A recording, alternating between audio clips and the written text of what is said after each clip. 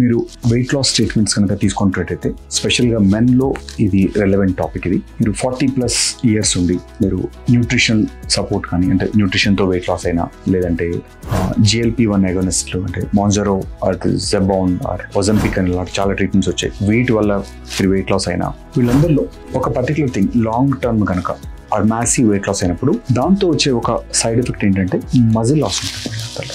Post 40s to post 50s అంటే early 50sలో యూజువల్గా మెన్లో natural testosterone level తగ్గడం, దాంతోపాటు గ్రోత్ హార్మోన్ తగ్గడం, దాంతోపాటు సైమిల్టేనియస్గా ఈ అండర్ క్యాలరీ ఫుడ్ అంటే లో క్యాలరీ ఫుడ్ తినడం వల్ల మీ వేరియస్ వెయిట్ లాస్ ప్రోగ్రామ్స్లో ప్లస్ ఈ ఒజంపిక్ ట్రీట్మెంట్స్తో వల్ల దాంతోపాటు మజిల్ లాస్ ఉంటుంది. ఈ మజిల్ లాస్ ఉన్నప్పుడు ఎట్లాంటి ట్రీట్మెంట్స్ అవైలబుల్ ఉంటాయి, ఇది మళ్ళీ మనం మజిల్ లాస్ అలాగే కంటిన్యూ అయితే ఎట్లాంటి ప్రాబ్లమ్స్ వస్తాయి.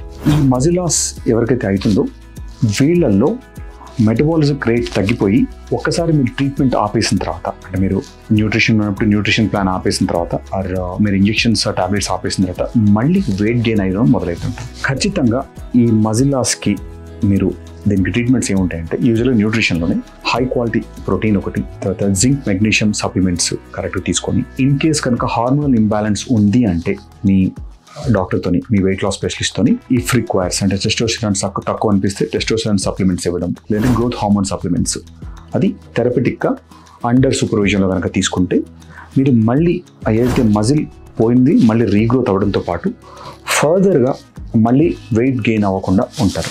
సో ఈ మజిల్ లాస్ వల్ల మనకు వెయిట్ గెయిన్తో పాటు మనకు ఇంజురీస్ ఎక్కువ అవుతాయి, బాడీ అంతా కూడా వీక్ అయిపోయి అన్హెల్దీ లుక్ ఉంటుంది.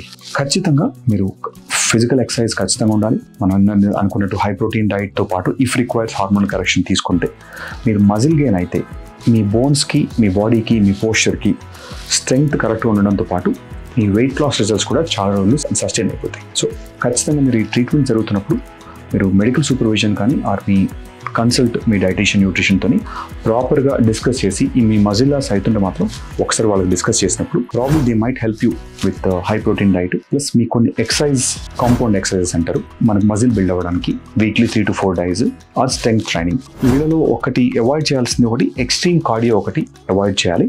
ఎక్స్ట్రీమ్ కార్డియో చేసినప్పుడు వీళ్ళలో మజిల్ లాస్ ఇంకా ఎక్కువ అయ్యే ఛాన్స్ ఉంటుంది.